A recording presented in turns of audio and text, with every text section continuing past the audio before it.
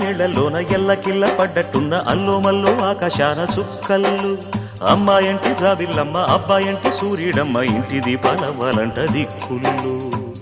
ఎవరికి వారే యమునకు నీరే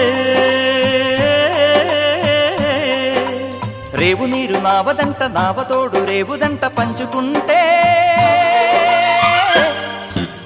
గోరువంక వాలగానే గోపురానికి స్వరాల గణగణ గంటలే మోగనేలా